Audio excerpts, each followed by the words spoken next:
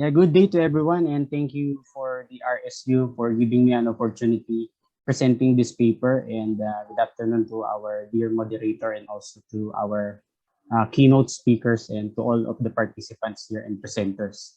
So my title is all about ethics position and global citizenship identity of selected first-year college students of a private higher educational institution in the province of Cavite in the Philippines. So my name is Jefferson Lopez, one of the faculty members of Political Science Department in the University of City of Muntinlupa, Philippines.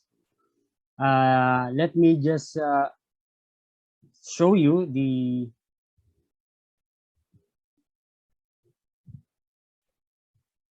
rationale or the objectives of my paper.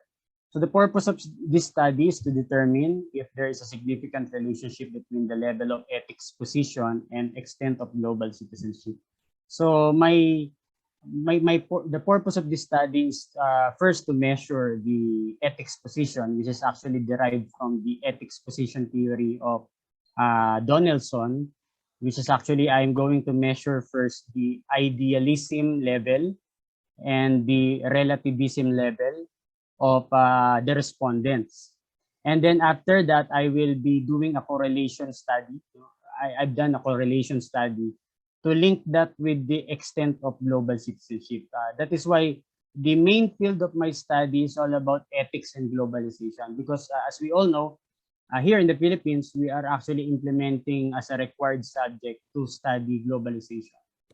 And ethics position can actually influence whether a student will accept or not really accepting the process or the period of globalization, because maybe some of the students are not yet not yet accepting the fact that globalization is really helpful for all, no, not at least when we talk about the division of the countries in the world.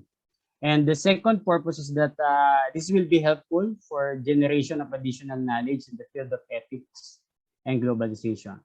And then at the end, maybe this is the part that I need to develop first, the recommendation of teaching strategies or enhancement of different activities in teaching the contemporary world. By the way, the name of the subject that we are using in teaching globalization for college students is the contemporary world, wherein with our new educational curriculum, we are implementing that kind of course.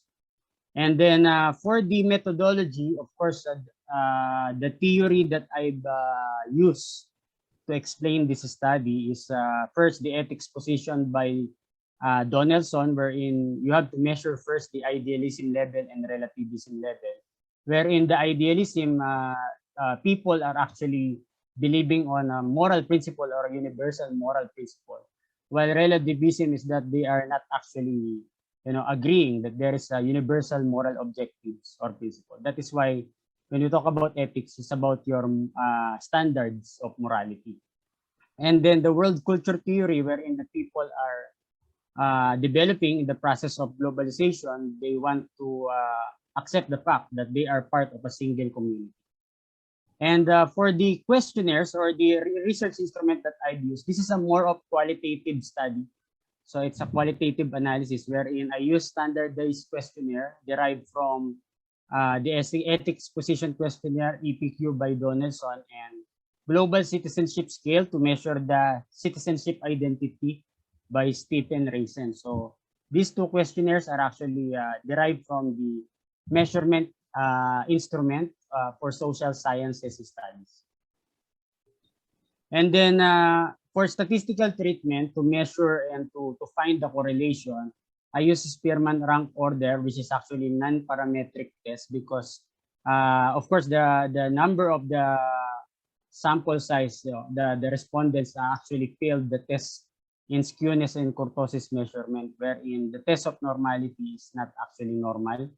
So that the researcher led to use non-parametric, which is I think the most fit statistical treatment is Spearman rank order to determine the relationship. So the sample size is 322 students, at least in LPU Cavite, no, that's the local, the Lyceum of the Philippines University Cavite, and those who are enrolled in 2018 to 2019 only in second semester, wherein they are taking this subject, globalization. So the sample size is 322 out of the total population, 1,985 first year students. So I use stratified sampling to distribute the respondents accurately, no? There are 6 colleges wherein I distribute that in my full paper. So you can see there the table of distribution by using this sampling technique, so that there will be an assurance that all of the first year college students will be well represented. So the conceptual framework is that I first determine the levels of ethics position, which is idealism and relativism, and then measured the extent of global citizenship identity using the other questionnaire, and then find out the correlation between these two variables. And after that, for the conclusion and of course for recommendation, is to enhance the activities in teaching this kind of subject. And for the results and discussions, so findings show that both levels of idealism and relativism have significant relationship with the extent of global citizenship. For your information, in my findings or results, the levels of idealism of the respondents got the score very high for idealism, and relativism is high. And for the extent of global citizenship identity, I got the result high. So in short, those variables got this interpretation wherein they got this rating of a very high and high levels. So in my discussion there in my paper, this revealed that the higher the levels of idealism and relativisms, the higher also is the extent of the global citizenship identity. So I think this will be something that is, notable in order for us to understand how we are going to teach our students when we talk about globalization, because I think this is more on the affective side, wherein the students have their own positions, have their own moral standards before accepting. Of course, now when you talk about globalization, especially culture is very sensitive issue. So we have to make sure that the readiness of the students are actually there. And then for the results, no, I just want to show the statistical results, no. As you can see, using the SPSS. So we have the 0.133, and then we have also the 0.137 to determine the correlation between these variables. And at 0.05 level, no, two-tailed, it was found that that is significant. However, now as you can see, it's not too strong. It's not too strong. So, and maybe the result is using the non-parametric test. It cannot be also applicable to all of the first year students in the Philippines. No? At least, no, we have just an idea for these samples for further studies later on.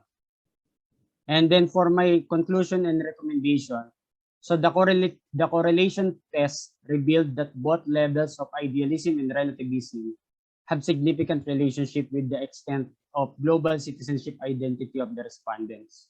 Thus, the study assumed that the higher the levels of idealism and relativism are, the higher will be the extent of the global citizenship identity. So what will be my recommendation? Of course, the study is not absolute.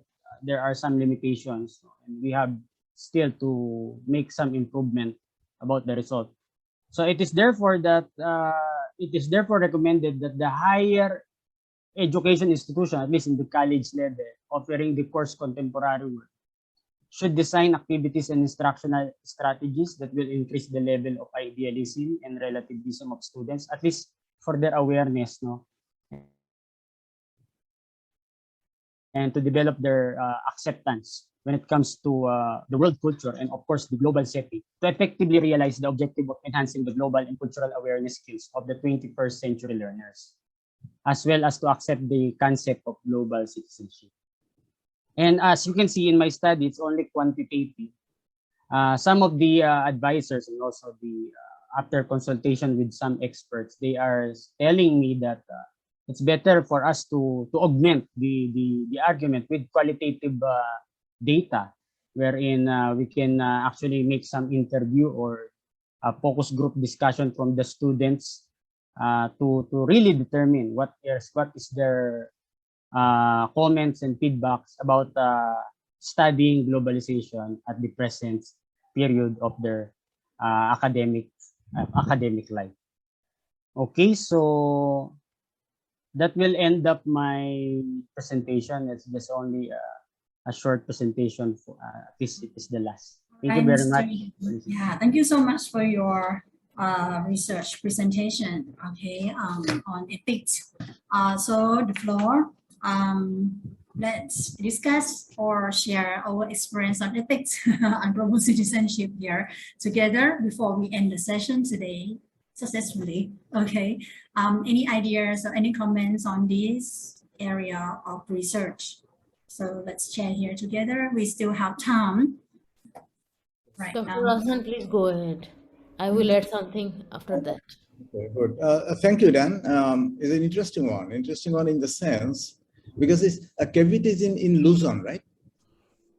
Yes. Okay. Yes, it's from Luzon. The only paper that really used purely quantitative research and quantitative techniques, and I'm not very good, but I understand that this is a good effort. And when I looked at your title, that to me, I found like the ethics position on global citizenship identity, like I found it very interesting and intriguing. And you really did some good work, but I will have some, it's more of a comment than as a question. Like, as you did first year student, you did research on first year student, right? And I'm sure that you have your justifications why first year student, why not second, why not a mix? There are, of course, there are some justifications, I know. So can you just explain a bit just why exactly that one, or and why was that research? What was that research for? Is like for any project or for out of your interest, or just present here, or yes? Because First of all, in the setting, particularly in the university wherein I've taken the data. The course globalization or the contemporary world is actually required for first year student.